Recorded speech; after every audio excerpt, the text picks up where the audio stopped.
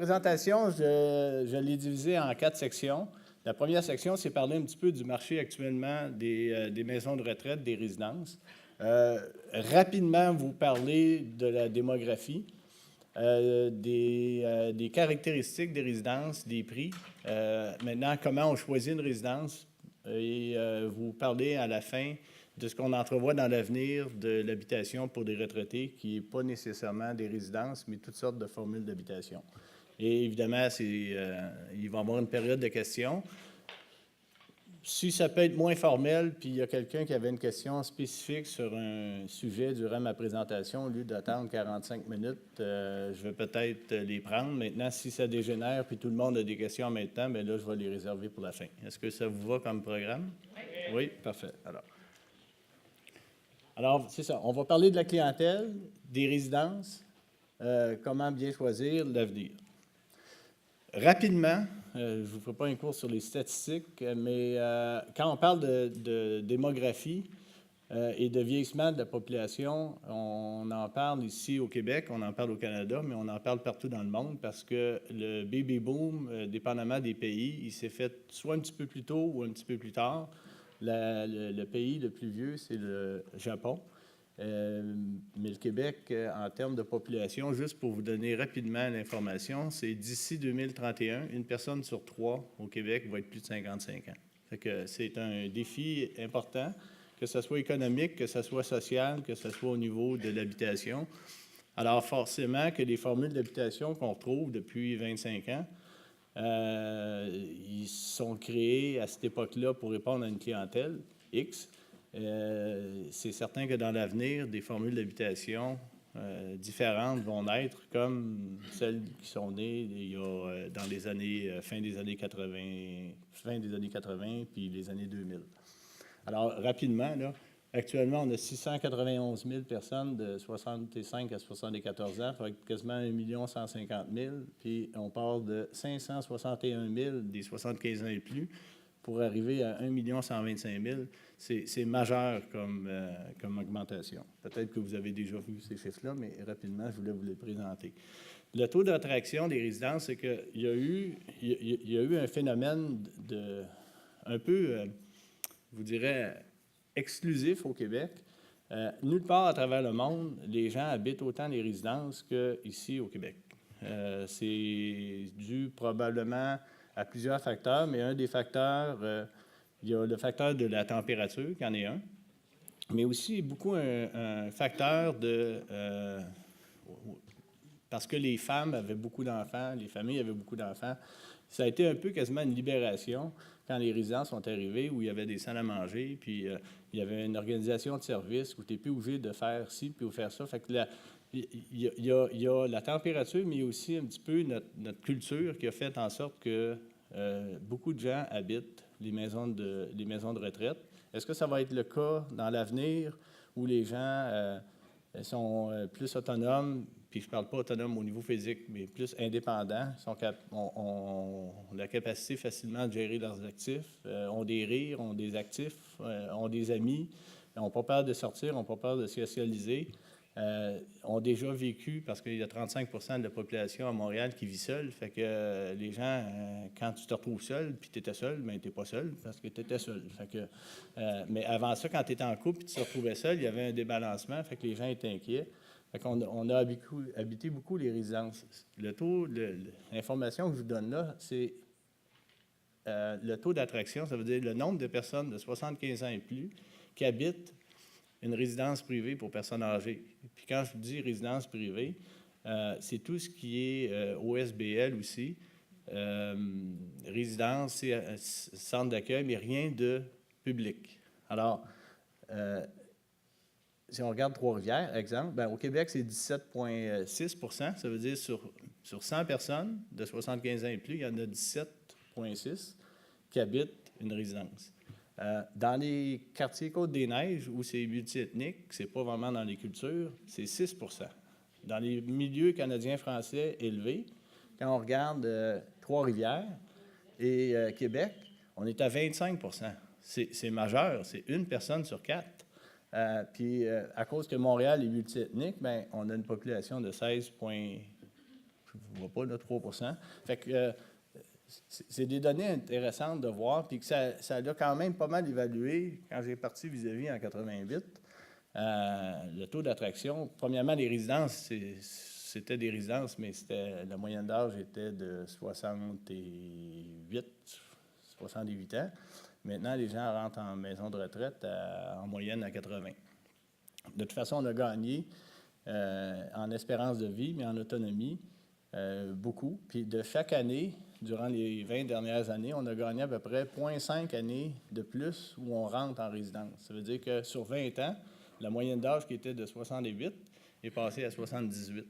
Puis on anticipe que probablement d'ici un autre 5-10 ans, les gens vont rentrer probablement en résidence encore plus vieux que ça. Donc vers peut-être 81, 82 ans. Puis ça va être la limite. Même si on fait beaucoup de marketing, puis je suis un gars de marketing, là, fait que on n'aime pas se voir à l'âge où on est. Fait que je vous remercie quand vous m'avez dit que j'avais de la jeune, c'est gentil. Mais on se voit toujours dans 20 ans de moins, dépendamment des âges. Là, mais une personne de 75 ans va se voir à 55. Une personne de mon âge va se voir à 41, 42. Puis, par contre, un enfant de 16 ans va se voir à 18. Fait que, lui, il en rajoute, il n'en enlève pas. Le nombre de résidences, il y a 1950 résidences au Québec. Vous êtes sans doute familier avec le fait qu'il y a une réglementation maintenant au niveau des résidences qui est extrêmement sévère. Avant ça, il n'y avait aucune réglementation. Aujourd'hui, il y en a peut-être un peu trop.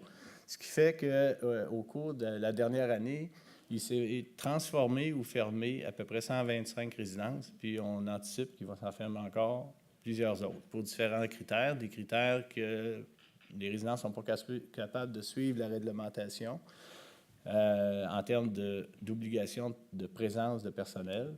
La question des gicleurs aussi, avec l'événement qui est arrivé, le feu, évidemment, là, tout le monde est pour la vertu des gicleurs, mais il y a un coût associé à ça, puis forcément, le coût va être transféré aux résidents, puis c'est pas tout le monde qui a les moyens de payer 1500, 2000 pièces par mois pour aller en résidence. Je donnais une entrevue récemment, puis à 2000, là, c'est facile, tout le monde va trouver une place. Mais à 1200, c'est pas évident.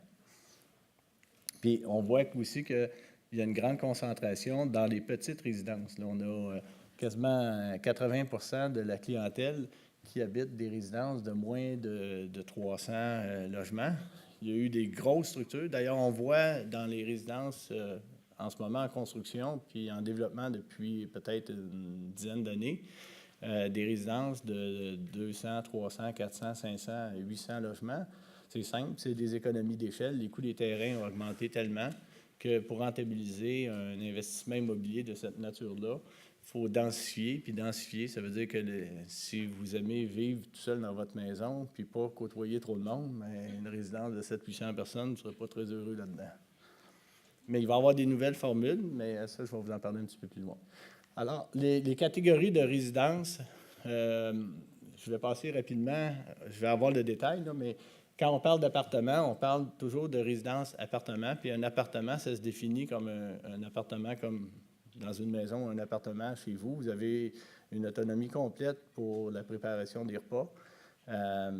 Même si dans la résidence, on se trouve à avoir des commodités de salle à manger, d'activités de bistrot, salle d'animation, quilles, etc. Là, on a un gap de services immense. Mais la personne qui veut continuer à faire ses repas, mais juste socialiser avec ses voisins, va regarder un appartement.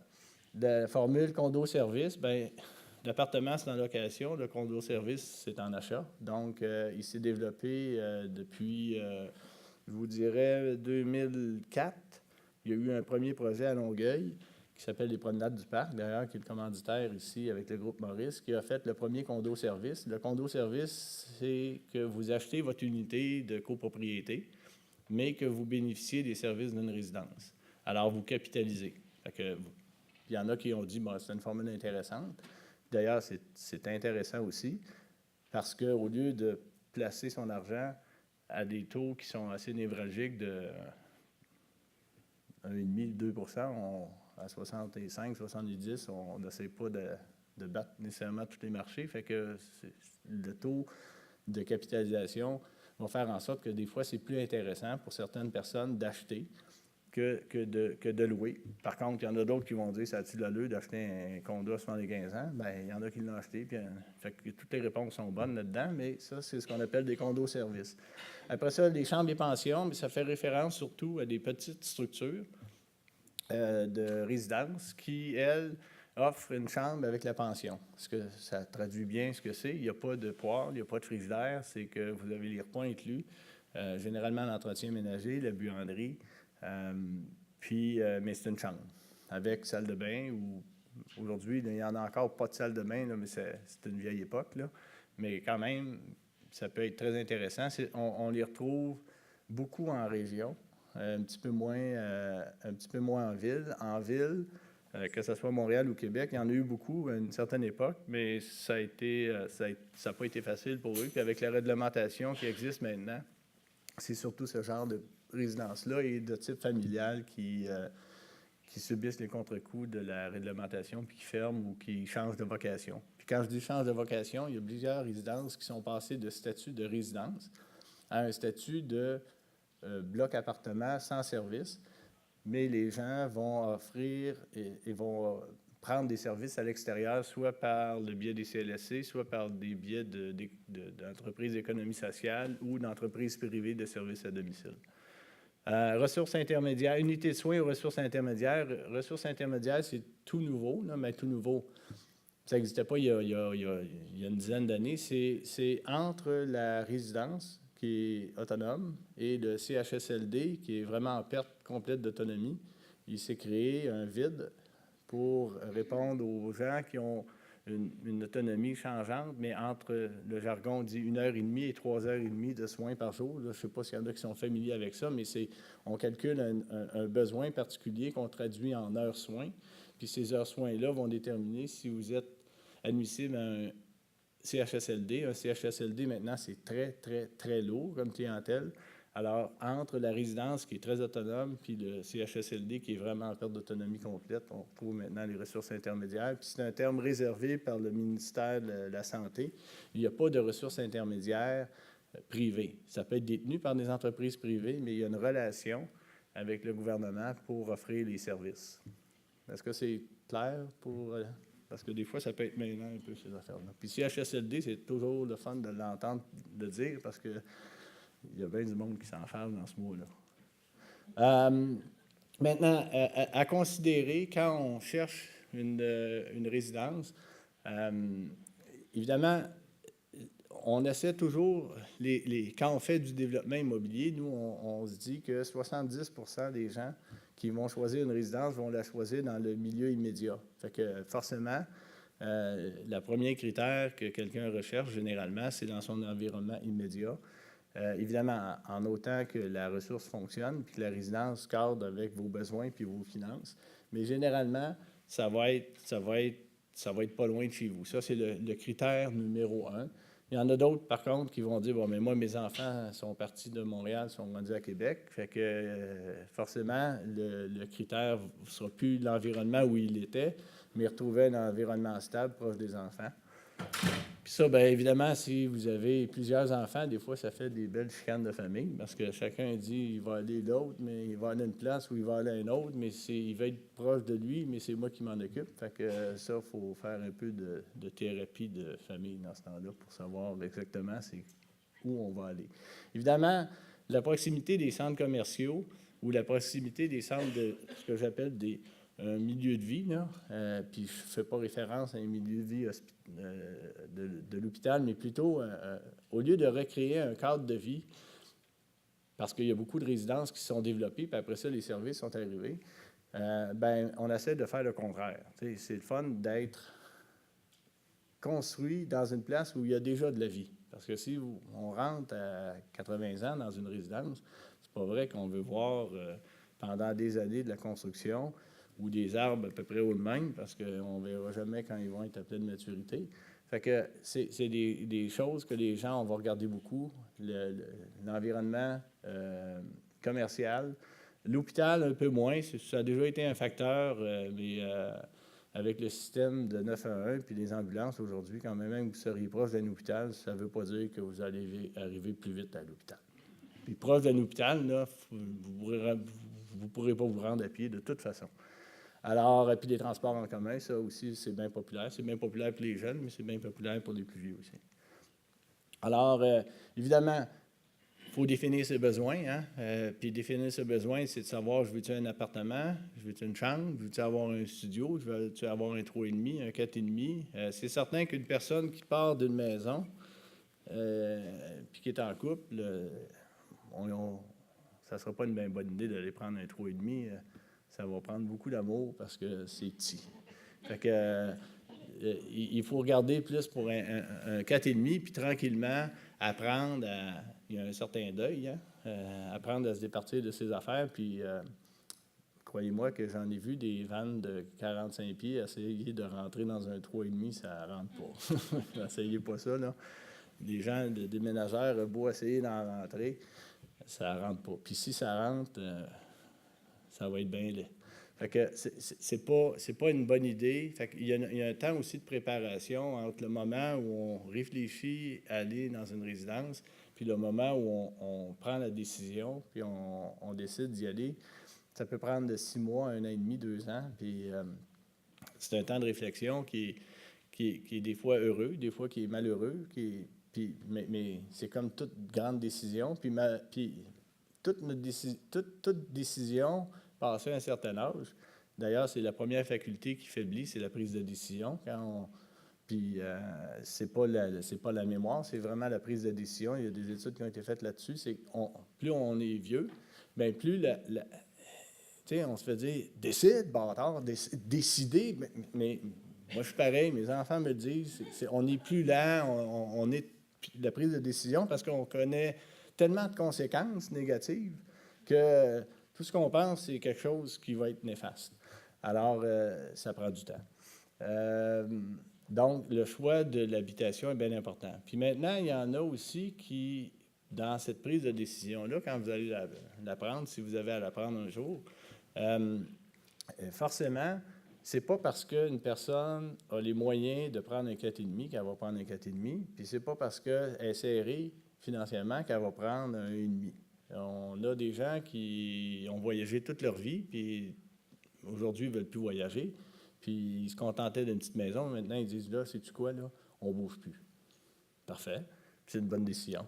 Il y en a d'autres qui disent, moi, je vais être toujours sur la trotte, là. De toute façon, je loue un appartement dans un complexe où il y a 25 000 pieds carrés. Fait que votre appartement, là, il n'y a pas 400 pieds carrés. Il y a 25 400 pieds carrés. 25 000 pieds carrés, c'est des espaces communs, puis 400 pieds, c'est vos espaces privés. Fait que quelqu'un qui est bien sociable va peut-être prendre la décision de prendre un petit appartement, ça va lui coûter moins cher. Puis, fait que des fois, il faut vraiment y aller selon les besoins. Puis évidemment, il faut savoir calculer aussi pour ne pas se retrouver pris à la gorge, puis prendre une décision rapide. Puis ça, on en voit des fois. C'est certain que ça peut être emballant, tout ça, mais à un moment donné, il ne faut pas dilapider l'actif, surtout qu'avec les soins de santé, ce qu'on voit actuellement, puis je le constate depuis des années, puis ça m'inquiète pas mal.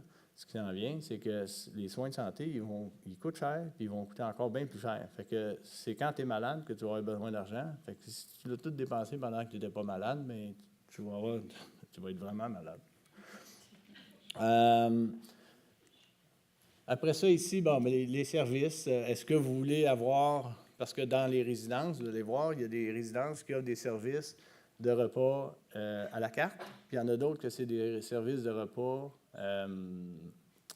inclus dans le coût du loyer. Il y en a que c'est un repas, 2 repas, il y en a d'autres que c'est pas de repas. Il y a des résidences que le loyer va être plus cher, le repas moins cher. Exemple, la résidence va charger 1 000 $ par mois. Puis je vous donne des exemples, hein, parce que c'est pas ça, là, mais mettons pour un 3,5, mais le repas va être 200. Fait que là, tu dis, c'est pas pire, le repas n'est pas cher. Il y en a d'autres qui vont charger 900 pour l'appartement, puis le repas va être 300. Fait que, tu sais, faut faire le tal des deux si vous êtes en mesure de prendre une décision éclairée. Parce qu'il y en a qui chargent moins cher pour un service, Puis c'est surtout la question des repas, là. C'est pas l'entretien de l'appartement, ça varie jamais beaucoup, mais c'est vraiment les services alimentaires qui peuvent venir faire changer la donne si, évidemment, vous prenez des repas. Depuis l'avènement du crédit d'impôt, puis on va en parler rapidement tantôt, là, le fait de combiner plusieurs services ensemble dans une résidence, donc un appartement, un repas, la présence d'une infirmière, le crédit d'impôt est venu aider pour les gens qui optent pour une résidence ou même pour les gens qui sont à domicile, de se faire rembourser une partie de ces dépenses-là. Donc, pour un loyer de 1 500 $ par mois, avec un repas inclus, plus l'infirmière qui est sur place, vous allez aller peut-être retirer un 200, 225, 250 $ par mois de crédit d'impôt. Ben, il est là, il existe. Il faut avoir plus de 70 ans, puis gagner un revenu de moins de 50 000. Si vous gagnez un petit peu plus que 50 000, votre crédit va diminuer au fur et à mesure jusqu'à, je ne me souviens plus des chiffres, là, mais je pense que c'est 100 000 $ par année. Puis à 100 000, en théorie, vous ne devriez pas avoir besoin du crédit d'impôt. Alors, puis évidemment, l'autre chose aussi, c'est les activités. Il y en a qui viennent nous voir, puis nous, M. Paré, là, ou bien plus les conseillers chez Vis-à-Vis, ils vont dire, nous autres, on veut pas de service, on ne veut pas rencontrer personne, on ne veut pas aller à manger à la salle à manger, on veut pas loue une résidence. Ou bien, loue-toi un appartement ordinaire. Puis, il y en a d'autres qui vont vouloir avoir ce cadre-là. Mais ça, c'est encore là, c'est libre, puis c'est propre à chacun. C'est pas parce que l'activité existe que vous êtes obligé de participer à tout. Puis il n'y a pas personne qui va cogner à votre porte, là, puis va dire, ben venez donc jouer avec nous autres. Ça, souvent, les gens, ils pensent que parce que les gens socialisent entre eux autres, que ça devient une grosse commune. Chacun est indépendant, puis il n'y a pas personne qui veut achaler personne, puis il n'y a pas personne qui veut se faire achaler non plus. Fait que c'est vivre en communauté, mais de façon quand même assez indépendante puis autonome. Évidemment, les soins, on en a parlé. Quand je parlais des soins, il y a certaines maisons de retraite. C'est correct dans mon temps? Il y a certaines maisons de retraite qui ont des formules de soins sur place, donc disponibles dans la résidence. Ça peut être soit un étage spécifique ou un pavillon à côté. Maintenant, ce n'est pas parce que le soin est disponible dans la résidence que forcément vous allez déménager de votre appartement pour aller dans cette unité de soins-là parce qu'il y a un coût rattaché à ça. Un appartement ordinaire dans une résidence, puis je vais reprendre l'exemple d'un 3,5 qui coûterait, mettons, 1 300 $ par mois ou 1200 $ par mois. Si vous prenez les soins, parce que vous en avez besoin, c'est bien beau qu'il soit disponible dans le même immeuble, mais peut-être que ce soin-là, vu qu'il est en privé, peut-être qu'il va être 3 000 $ par mois. Ce n'est pas parce qu'il est disponible sur place, il ne sera pas au même coût que ce que vous avez payé. Aux États-Unis, ils ont une formule intéressante que je n'avais pris ici, puis je ne pense pas qu'elle va prendre non plus. C'est que vous avez un tarif moyen, mettons, de 2 200 $ par mois. Puis là, vous pouvez rester là toute votre vie. C'est sûr qu'au début, tu payes un petit peu trop pour ce que tu as besoin, mais ils te garantissent qu'à la fin, tu vas être quand même encore au même tarif. Il y a d'autres formules que... Ça va être peut-être des formules d'avenir aussi, que la personne a dit, moi, je vais capitaliser, je vais prendre un montant de mon actif, je vais le mettre dans un compte en fidéicommis avec la résidence. Puis de ce montant-là, si je mets 200 000, bien de ce montant-là d'argent, la résidence va s'autofinancer. Puis quand je vais mourir, quand je vais quitter la résidence, ma succession va recevoir le même montant de 200 000, mais pas d'intérêt, il va avoir gardé sa valeur. Fait que ça, c'est une autre façon de pouvoir se financer avec les résidences. Fait qu'on va être assez créatif là, pour que la composante soins soit plus accessible au plus de monde possible. Mais c'est certain que les soins,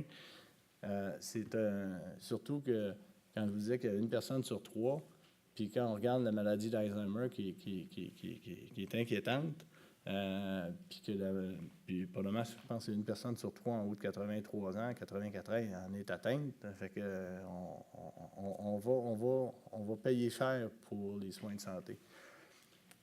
J'imagine que je ne vous annonce pas grand-chose en disant ça. Bon, évidemment, le budget, mais encore là, le budget, c'est propre à chacun. Il n'y a pas de formule mathématique.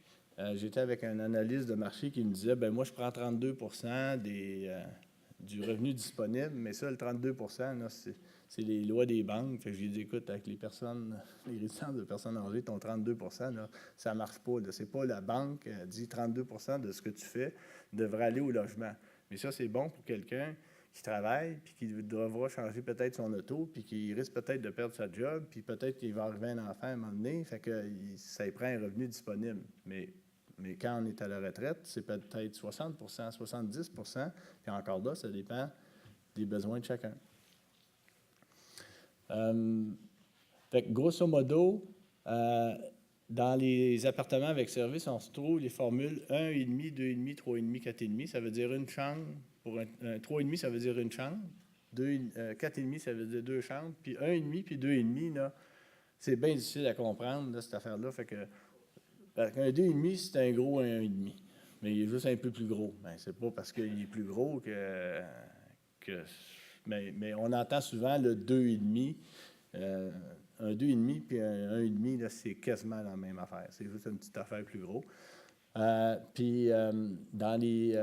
y avait-tu des prix, les autres? Oui, c'est ça. Fait que les prix, là, c'est vraiment du plus bas qu'on retrouve dans l'industrie au plus haut qu'on retrouve. Puis là, entre les deux, là, il y a une diversité de prix puis de services. Puis évidemment, de grandeur, ce qui va influencer le prix d'une résidence, c'est les services puis la grandeur de l'appartement. Puis aussi l'année de construction. Alors, c'est comme n'importe quoi. Plus c'est récent, c'est un petit peu plus cher que quand c'est plus vieux. Par contre, des fois, dépendamment de la grosseur de la résidence, quand je disais tantôt qu'il y a des résidences de 700-800, bien, il y en a qui ont été capables de pouvoir offrir des tarifs extrêmement compétitifs parce que la taille de la résidence est tellement grande, puis le directeur, au lieu d'être dilué avec 200 locataires, il est dilué avec 800. Fait qu'il y en a 800 qui payent son salaire au lieu de 200. Fait que le coût par capita ou le coût par logement est forcément moins grand. Mais il travaille fort en bébite, pardon. Les 3,5, donc de 900 à 1750, les 4,5 de 1700 à 2500. Évidemment, dans ces coûts-là que vous voyez là, on parle vraiment du réseau privé des résidences. Il n'y a pas de OSBL, il n'y a pas de logement modique dans les structures que je vous montre là. Parce que vis-à-vis, on travaille avec l'ensemble des résidences privées, mais pas les organismes à but non lucratif qui ont déjà de structure de référencement. Et évidemment, c'est toujours chauffé et éclairé. C'est rare qu'à ces prix-là, vous allez être capable de pouvoir vraiment comparer des pommes avec des pommes. Donc, quand on parle d'un loyer dans une résidence, vous avez le chauffage, l'éclairage, l'eau chaude, le câble, des fois le téléphone, mais c'est rare. Fait que le téléphone devient un extra, mais il y en a qui maintenant ont des cellulaires, fait qu'ils ne mettent plus de branchement du téléphone. Puis le haute vitesse aussi, généralement, ce n'est pas inclus dans ce prix-là. Mais il y en a pour qui ça l'est. Évidemment, si on parle des chambres des pensions, encore là, chambre des pensions, j'ai pris le plus bas, à 900 $ par mois, puis il faut chercher fort parce que c'est difficile à trouver, surtout en région métropolitaine. On va le retrouver un petit peu plus en région, puis même à ça, c'est pas nécessairement facile. Puis 2002, ça va être le maximum, mais encore là, il y a tellement de variance au niveau d'une chambre des pensions en fonction des services qui sont offerts, parce que c'est pas juste une chambre. Généralement, il y a plus qu'une chambre. Il y a les repas, il y a tout l'accompagnement. Puis souvent, quand on va retrouver des chambres et pensions de type résidence ou de type familial, c'est des gens qui se dévouent corps et âme pour le besoin des gens. Fait qu'ils ne calculent pas la même façon que la résidence de personnes âgées parce qu'il n'y a n'y a pas une structure administrative lourde. C'est des gens qui, un peu comme un gîte découvert dans l'hôtellerie, vont décider de travailler puis de s'occuper de 7, 8, 10 personnes, puis ils vont les sortir, ils vont les amener au théâtre, ils vont les amener au cinéma, ça devient leur famille. Fait que c'est pas cher, puis c'est souvent excellent, mais ça répond peut-être pas nécessairement à toutes les normes là, parfaites, là, parce que puis malheureusement, c'est beaucoup de ces petites résidences-là qui ferment aujourd'hui. Mais il devrait y avoir probablement des mesures compensatoires pour les aider à passer au travers. Maintenant, au niveau des soins de longue durée, je l'ai dit tantôt, ça, c'est vraiment des soins lourds. La facture est lourde aussi parce que c'est vraiment des soins. Puis des bargains sur des soins, vous n'en trouverez pas. Une résidence qui, elle, va charger 3 000 $ par mois, puis l'autre, il dit, j'ai exactement la même chose à 2 500, ça se peut pas. Parce que la composante immobilière va être à peu près pareille, la nourriture va être à peu près pareille. La seule façon d'économiser sur des soins, c'est pas compliqué, c'est de baisser le personnel. Fait que, il y a moins de monde, ça coûte moins cher, mais tu as moins de services. Il y a plus de monde, ça coûte plus cher, il y a plus de services. Puis forcément, plus c'est cher, c'est un petit peu plus beau. C'est pas parce que c'est plus beau que c'est plus cher, c'est parce que ça n'aurait pas d'allure que ça soit plus cher puis pas aussi beau. Fait que, mais c'est pas le beau que vous allez chercher quand vous regardez pour un CHSLD, c'est la qualité des soins. Mais à 5 000, puis 4 500, là, c'est parce que j'ai pas voulu faire sauter la salle, parce que des fois, ça va pas mal plus que 4 500 par mois. Ça coûte cher, les soins. Juste un CHSLD en secteur public, les frais qu'on a à défrayer, c'est à peu près 1 800 aujourd'hui, c'est le maximum. Mais les coûts, ce que ça coûte, là, puis on ne le voit pas parce que c'est le gouvernement. Fait que le gouvernement, c'est pas nous autres, c'est un autre. Fait que c'est 6 puis 7 000 par mois. Fait que ça, c'est la vraie charge que ça coûte à l'État. Il nous charge 1 800, mais le vrai coût, c'est 8 000, 7 000. Fait que c'est certain que quand je regarde 5 000, 6 000 dans le privé, souvent, ils vont dire c'est une gang de voleurs. On n'est pas des voleurs, c'est parce qu'on n'est pas subventionné. Chambre 5, c'est plus cher que chambre 2? Bien, c'est un. Ah oui. Une chambre simple, c'est toujours. C'est comme à l'hôpital. Hein. C'est 2 personnes. Mais ça commence à être. Il commence à en avoir un petit peu moins de chambres. De chambres doubles. Il y a déjà eu des salles, là, mais ça suit un petit peu l'évolution des demandes de clientèle. Le crédit d'impôt, est-ce que le monde est familier avec le crédit d'impôt? Non. Oui, non? OK. Alors, rapidement, le crédit d'impôt, c'est pour aider les gens à rester à domicile, mais ils ont également mis le domicile, la résidence étant considérée comme un domicile aussi. Donc, les résidences sont rentrées là-dedans. Comme. Ça s'applique juste aux résidences.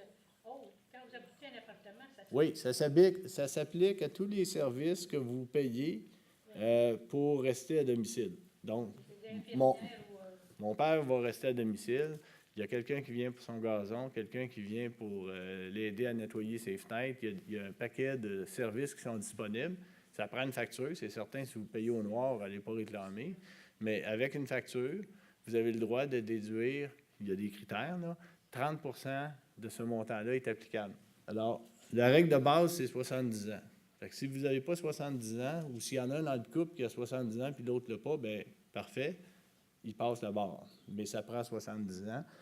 L'autre, les montants admissibles, vous avez une liste longue de même, puis vous allez voir dans Google, vous tapez crédit d'impôt pour service à domicile, puis vous allez avoir les critères, puis vous allez avoir même des grilles de calcul, puis vous rentrez vos données, puis ça va vous donner un estimé du crédit d'impôt que vous avez le droit.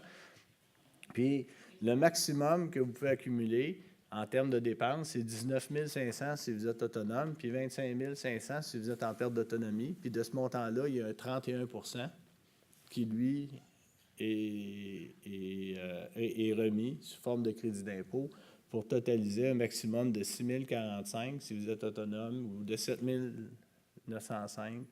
Donc, une personne qui dépenserait 19 000 par année pour vivre à domicile avec un paquet de services aurait un crédit d'impôt de 6 045.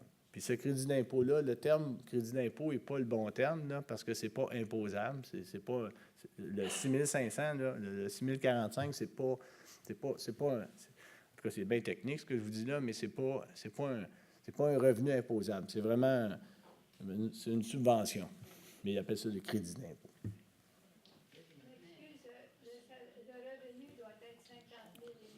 Le revenu, il faut qu'il soit 50 000 et moins. Mais si vous avez 52 000, 55 000, vous avez le droit quand même à des montants, mais vous n'allez pas avoir le plein 6 045. Vous allez peut-être avoir 5 800. C'est dégressif, jusqu'à 100 000. À 50, ça dépend des revenus. Plus votre revenu est élevé, passé 50 000, plus la subvention diminue. Jusqu'à 0 si vous faites 100 000. Fait qu'entre 0, entre 50 000 et 100 000, vous avez le droit à quelque chose, mais vous n'avez pas le droit au maximum. Ça inclut quoi? Le service ou le complet? Ça inclut, écoutez, je ne ferai pas l'énumération des services, là, mais ça inclut, si on est dans une résidence, ça inclut il y a un calcul un petit peu plus technique parce que le 31% est multiplié par le nombre en pourcentage des services que vous prenez. Donc, exemple, si c'est un appartement, ça vous donne un 10 %. Si vous prenez des repas, ça vous donne un autre 10 %. Si vous prenez, etc., un paquet de services, ça peut vous amener jusqu'à un facteur multiplicateur de 50 % du 31 %. Ça, si vous êtes en résidence. Si vous êtes à domicile, c'est le montant total de vos dépenses. Mais pour qu'il soit admissible, vous allez voir dans la liste des services admissibles lesquels le sont. Puis il y en a une panoplie assez grande. Mais c'est pour aider les gens à vivre à domicile. C'est ça qui est l'objectif. Puis le domicile étant soit chez vous ou dans une maison de retraite. Oui, monsieur? Quand vous parlez de revenus, c'est toujours le revenu per capita ou le revenu du couple? Le revenu, bien, là, je prends l'exemple du revenu de la personne. Quand vous tombez dans des couples, il y a d'autres calculs. C'est pour ça que je vous invite à aller faire le calcul sur la grille du ministère, parce qu'il n'y a pas un ici qui a les mêmes choses. Puis même des fois, ça peut être trompeur, parce que dans les résidences, exemple, il y a des gens qui viennent, mais ils sont mariés, mais ils ne vivent pas ensemble parce qu'il y en a un qui est dans un CHSLD ou l'autre dans une résidence, mais là, le calcul, c'est pas le même. Même s'ils ne vivent pas ensemble, le calcul, il tient compte que lui, le gouvernement, il ne sait pas là, si tout est là, puis l'autre est ailleurs. Fait que faut vraiment y aller du cas par cas. Mais le mieux, c'est d'aller dans Google, dans les recherches, aller voir crédit, service à domicile, maintien à domicile, puis vous allez avoir une explication très, très claire. Il faut poser des questions. Oui, mais si vous allez sur Internet, vous allez sauver les frais de comptable. Là, j'ai l'adresse, mais il n'y a personne qui aboie. Fait que, allez voir crédit, service à domicile. Maintenant, on en a parlé un petit peu au niveau des questions à poser. Si vous visitez, premièrement, essayez d'y aller quand vous visitez des résidences. Là, faites-vous un plan de ce que vous cherchez, parce que si vous ne savez pas ce que vous voulez, vous ne vous trouverez pas. C'est pas compliqué. Il y a un vieux dicton, si tu ne sais pas ce que tu cherches, si tu ne sais pas où tu vas arriver ailleurs. Bien, c'est la même affaire là-dedans. Fait que, il faut avoir un minimum de barème qu'on cherche à avoir. Puis, visiter une résidence, c'est bon de la visiter plus qu'une fois. On peut la visiter 2 fois, 3 fois. On peut la visiter à des heures différentes aussi. Visiter à l'heure du midi, c'est une bonne idée parce que, premièrement, vous allez voir ce qu'il mange. Parce que ce qu'il mange, ça va être ce que vous allez manger si vous allez là. Alors, vous allez voir l'ambiance aussi. Puis, si vous pouvez goûter aussi, puis prendre un repas. Fait que là, ça va être... vous allez avoir le kit complet. Là. Vous allez avoir l'ambiance, vous allez voir la nourriture, vous allez voir les gens, puis vous allez dire, bien, je me sens bien ici ou je me sens mal là. Ça, c'est un truc. Après ça, y aller le matin ou l'après-midi. Des fois, on visite des places, puis il n'y a personne à 10h30. Le monde dit, il n'y a pas personne. Non, il y a plein de monde. C'est parce que là, ils sont soit partis ou ils s'activent à faire d'autres choses. Puis à 3 heures, ben, tu as peut-être un petit peu plus de monde. Fait en avoir des heures séparées, ça va vous donner une idée. Évidemment, à parler au monde, c'est pas trop compliqué. C'est rare, il n'y a pas personne, il n'y a pas un propriétaire qui s'est organisé, là, puis qui a mis un représentant à l'entrée là, qui est plus vieux que les autres, puis il dit on est bien ici, là, ça se fait pas, là, tu sais. Mais de toute façon, vous allez le voir, le feeling d'une place. Puis il y a aussi que ce qui est bien, bien important, si vous le faites pour vous, vous le faites pour une autre personne, si vous faites vos devoirs comme il faut, normalement, la première place qu'on voit, c'est la place qu'on va choisir quand on a bien fait nos affaires. Il y a une statistique que nous autres, on voit là, quand on fait du conseil auprès des gens, là, puis qu'ils visitent toutes sortes d'affaires. Là. Bien, la première visite, c'est bien fait, 47% des gens vont choisir la première visite. Si c'est mal fait, ça tombe à 10%. Puis si c'est mal fait encore, ça tombe à rien. Parce que la première image qu'on va se faire, c'est celle-là qui va nous rester. Fait que on voit des gens, des fois, qui partent en vitesse, ils visitent, puis là, ils disent « Ah, c'est pas bon, là. » Fait que c'est pas bon. Ben, c'est pas bon. Attends une minute, là. C'est pas bon. Qu'est-ce que vous cherchiez? C'est comme si moi, je me cherche une auto pour faire de la course, puis je m'achète un RAM, je sais pas, là, des gros camions, mais je ne gagnerai jamais une course avec ça. Mais par contre, si je veux déménager des roches, c'est certain qu'avec mon petit char sport, je vais avoir des fous. Fait que ça prend le bon véhicule, ça prend la bonne résidence, ça prend les bonnes informations, puis les bonnes directives pour partir. Puis c'est certain que la première fois, quelqu'un qui n'a jamais vu, des fois, il peut anticiper que c'est bien plus beau, ou c'est bien moins beau, puis des fois, on a des belles surprises. Maintenant, le milieu des résidences s'est fait connaître. On a vu beaucoup de publicité, on a du monde qu'on connaît. C'est moins le fait, avant ça, comme c'était des hospices, puis des mouroirs, puis ça, c'est fini, ces mots-là. Mais encore là, il faut accepter de dire, bon, ben je suis rendu là dans des étapes de ma vie, puis bon, ben je quitte mon chez nous, je vais me faire des nouvelles relations, je vais me faire des nouvelles amitiés. Mais comme je vous dis, ça plaît à du monde. Ça plaît probablement à 17% de la population, puis il y en a 83 qui ça plaît pas. Fait que dans la salle ici, mais si on est 50, il y en a 8, ça va lui plaire, puis il y en a la balance, vous allez rester chez vous, puis c'est correct. Fait que puis la chose, évidemment, la plus importante, c'est le feeling, comme je vous dis. Est-ce que je me sens bien d'être ici? Puis ça, c'est propre à chacun. Mais il faut être préparé ici, là, pour être capable de dire, je me sens-tu bien?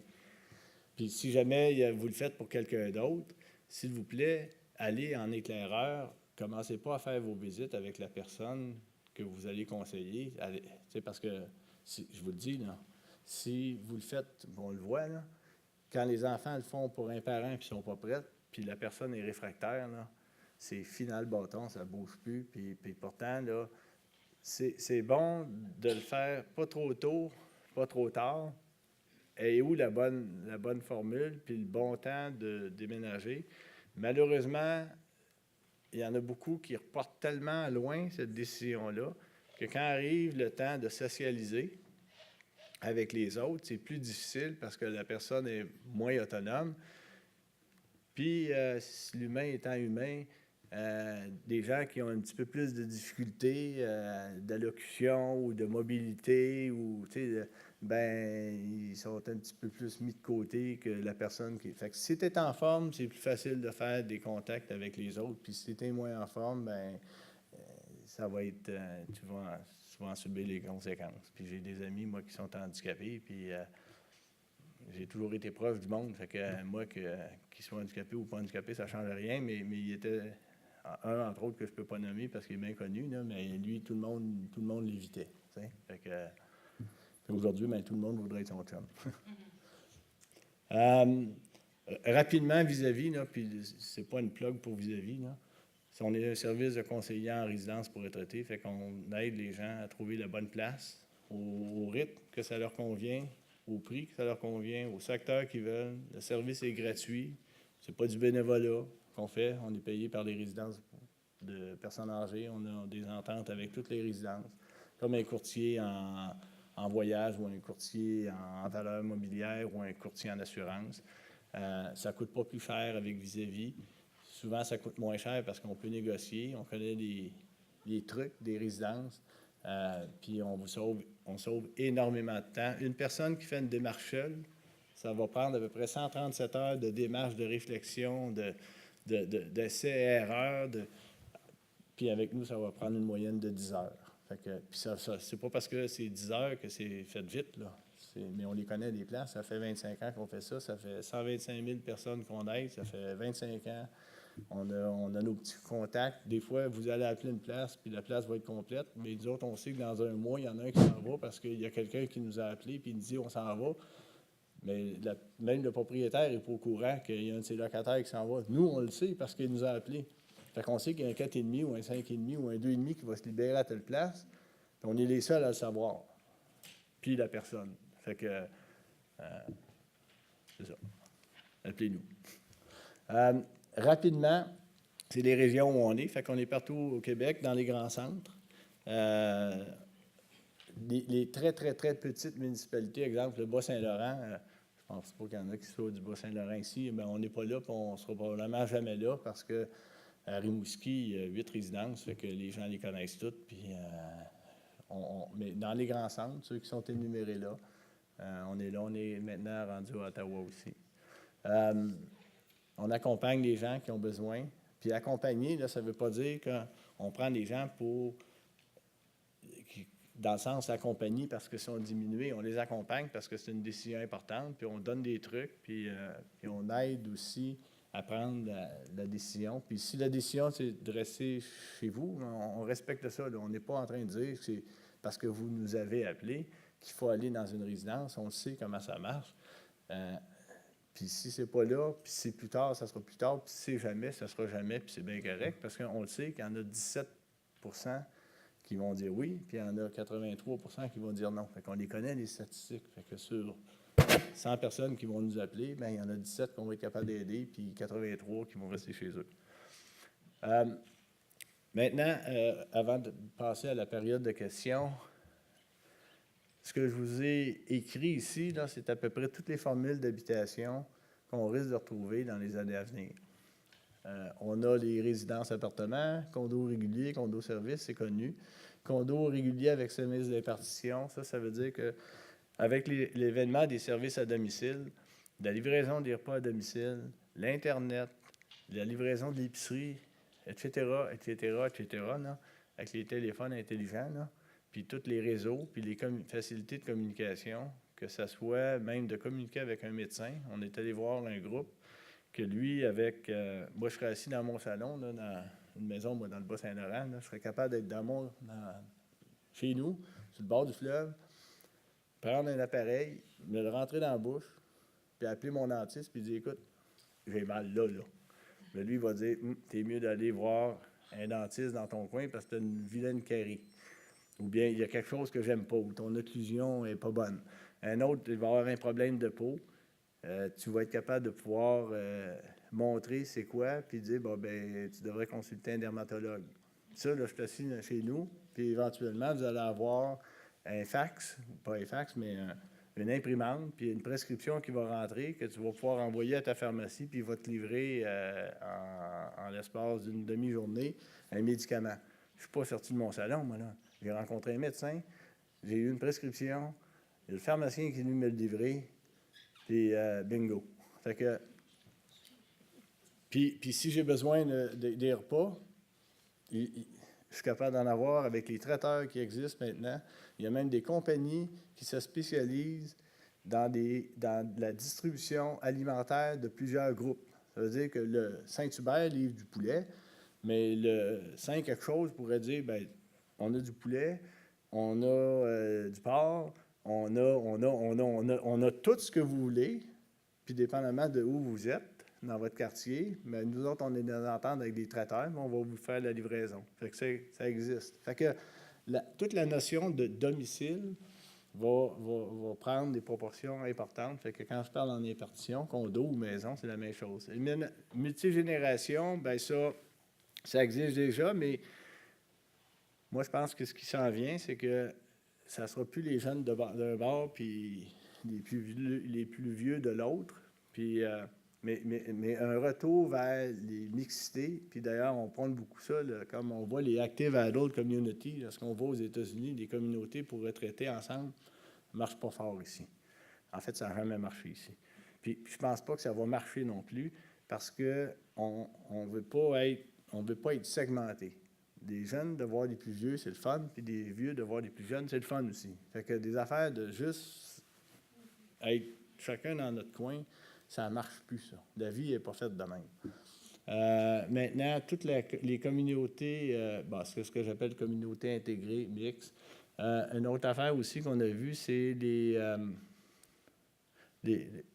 en anglais, c'est Pocket Neighborhood. C'est des gens qui décident de se regrouper en se faisant des petites maisons individuelles, des maisons arrangées, mais dans un cadre ça socialise beaucoup. Exemple, le jardin est au centre, puis il y a des petites maisons alentour. Bien, ça aussi, c'est des formules qu'on voit surtout en Angleterre. On en voit un petit peu aux États-Unis, mais c'est des formules qu'on va voir apparaître. C'est simple. Si je recule tantôt sur le nombre de personnes de 65 ou 55 ans et plus, on va trouver d'autres formules parce que nos besoins ont changé, nos goûts ont changé. Les maisons vont être peut-être plus petites parce que les appareils sont plus petits, sont plus performants. Aujourd'hui, tu n'es plus obligé d'avoir un poêle de 30 pouces et un frigidaire gros de même. Si tu as de la livraison à domicile puis que c'est bien ergonomique, tes choses, tu n'es plus obligé d'avoir une grande cuisine. Tu peux avoir une plus petite cuisine. On a même fait pour un projet calculer le coût de diminution d'une cuisine en termes de coût de chauffage, d'entretien, les taxes, les assurances, les frais de condo, ça revenait à 80 $ par semaine. Fait qu'à 80 $ par semaine pour une belle cuisine, je vous montrerai une qui coûte 80 plus par semaine de tous les frais, puis l'autre qui en coûte 80 moins. Vous verrez absolument, j'ai pas la différence, mais ce 80 $, s'il est bien utilisé, tu peux te payer 8 repas de livraison à domicile. C'est un peu mathématique, ce que je vous dis, là, mais on commence à regarder des formules d'habitation qui vont être novatrices parce que les gens vont vouloir avoir quelque chose de différent. Comme à l'époque, on n'avait pas des résidences, puis on en a eu. Aujourd'hui, il va toujours avoir des résidences parce que c'est un besoin, il y a une demande, mais il va y avoir d'autres formules que la maison de retraite. Fait que voilà.